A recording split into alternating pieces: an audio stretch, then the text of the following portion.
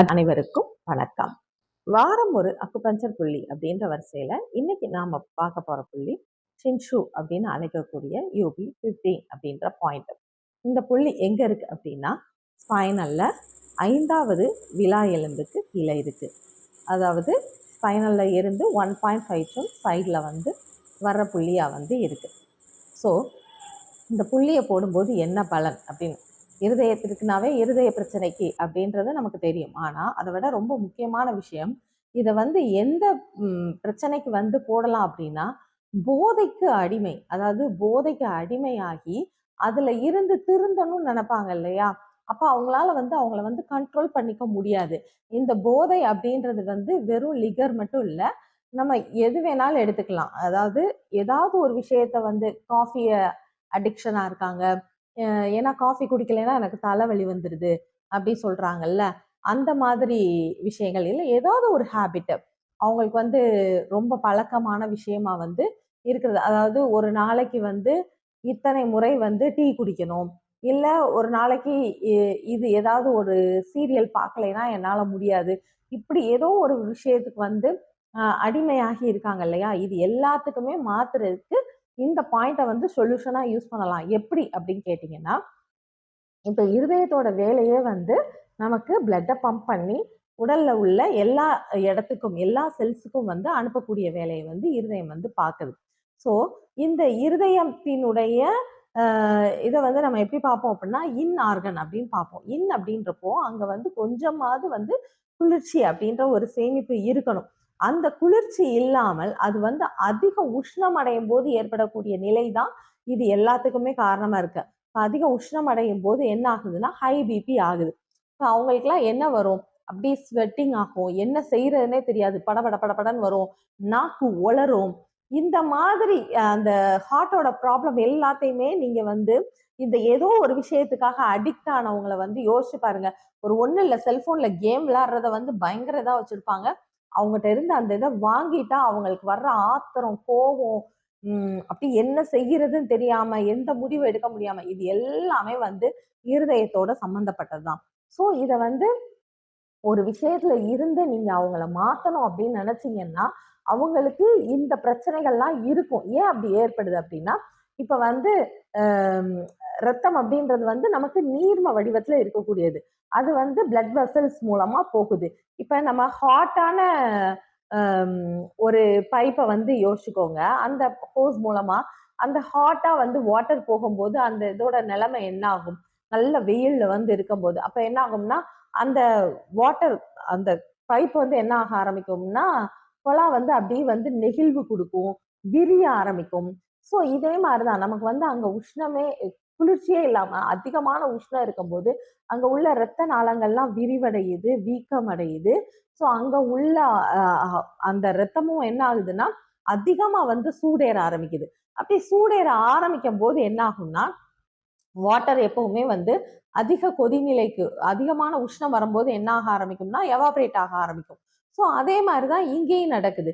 இந்த ரத்தத்தில் உள்ள நீர் ஆவியாக முயற்சிக்கும். அப்படி ஆவியாக முயற்சிக்கும் போது அதிக கொதிநிலை வரும்போது ஃபர்ஸ்ட் குமிழ்கள் உருவாகும் இல்லையா, கொதிக்க ஆரம்பிக்கிறீங்க அந்த ஸ்டேஜ் குமிழ், அந்த மாதிரி பபிள் பபிளா வரும்போதே நமக்கு இரத்த ஓட்டம் அப்படின்ற ஒரு விஷயம் தடைபடும்.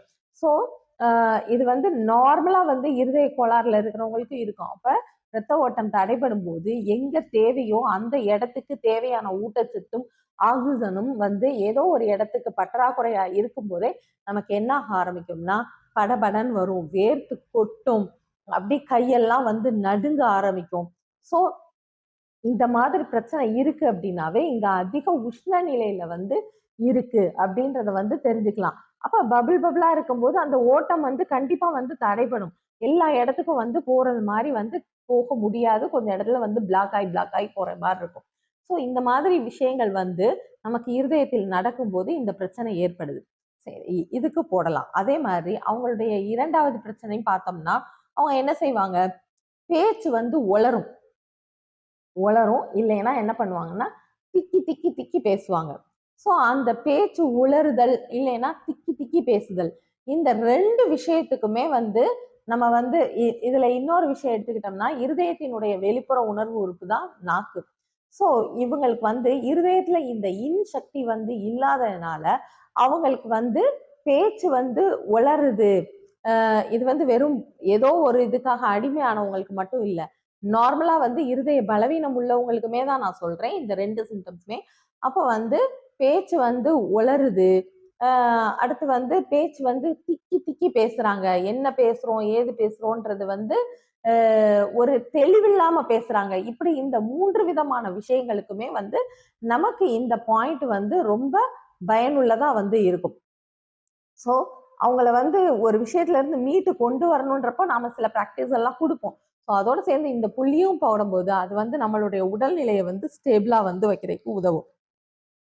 அப்புறம் சடனா வந்து படபடன்னு வருது அப்படின்னு சொல்லிட்டு அடிக்கடி வந்து ஒருத்தவங்க சொல்றாங்க அப்படின்னா, அதாவது என்ன சொல்றது, உட்காந்துட்டே இருப்பாங்க, எந்திரிக்கும் போது அப்படியே எனக்கு படபட படபடன்னு வருது அப்படின்னு சொல்ற விஷயத்துக்கும் வந்து நாம இந்த பாயிண்ட வந்து போடலாம். அப்புறம் இன்னொரு ரொம்ப முக்கியமான விஷயம் அப்படின்னு பார்த்தோம்னா, சளியோட வந்து பிளட் வருது அப்படின்ற விஷயத்துக்கும் வந்து இந்த பாயிண்ட் வந்து யூஸ்ஃபுல்லா இருக்கும்.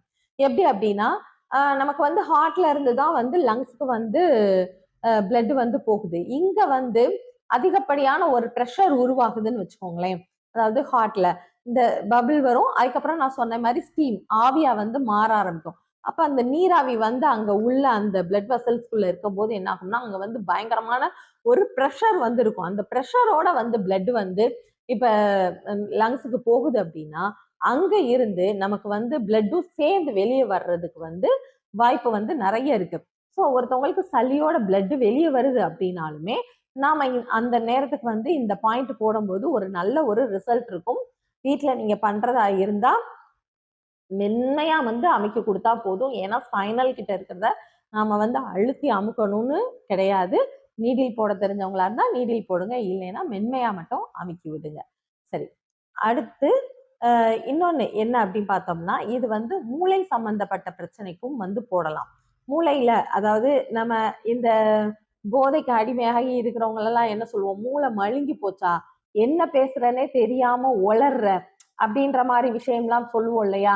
அதே மாரிதான். இந்த மூளை சம்பந்தமான கோளாறுகள். சில பேர் வந்து ஏதோ ஒரு காய்ச்சல் வந்து கூடிய நிலையில, அ இல்ல சுகர் வந்து ரொம்ப சூட்டப்பான நிலையில, லிவர் ப்ராப்ளம் இந்த மாதிரி வந்து அவங்களுடைய நோய் நிலை வந்து அதிகமா இருக்கும்போது, இப்ப என்ன செய்றாங்கன்னா, முதல்ல வந்து அ யாரு என்னன்றது தெரியாம ஏதோ வந்து பேசுறாங்க. அப்ப அது வந்து மூளைக்கு செல்லக்கூடிய இரத்தத்துல வந்து ஏதோ ஒரு அஃபெக்ட் வந்து குடுக்குது. ஸோ இந்த மாதிரி பிரச்சனை இருக்கும்போதும், மூளையில் ஏற்படக்கூடிய கோளாறுகள், அதாவது ஞாபக மறதியா இருக்கட்டும், இல்ல வந்து யாருன்னே ஞாபக மறதியே அதுக்கு எடுத்துக்கிடலாம். வேற ஒருக்க சொன்ன விஷயத்த திரும்ப வந்து முரணா அவங்களே பேசுறது. நான் எங்க சொன்னேன்னு சொல்லுவாங்க. இந்த மாதிரி விஷயங்களுக்கு எல்லாத்துக்குமே நம்ம வந்து இந்த பாயிண்ட்ட வந்து போடும்போது நல்ல ஒரு ரிசல்ட் இருக்கும். ஸோ, இது வந்து நமக்கு நுரையீரல் சம்பந்தப்பட்ட பிரச்சனைக்கும் போடலாம். இருதயம் சம்பந்தப்பட்ட பிரச்சனைக்கும் போடலாம். மூளை சம்பந்தப்பட்ட பிரச்சனைகளுக்கும் இந்த பாயிண்ட்ட வந்து போடலாம். அக்குபஞ்சர் எனும் அற்புதமான மருத்துவத்தை அனைவரும் பயன்படுத்தி பலன் பெற வேண்டும் என்று கேட்டுக்கொள்கிறேன். நன்றி, வணக்கம்.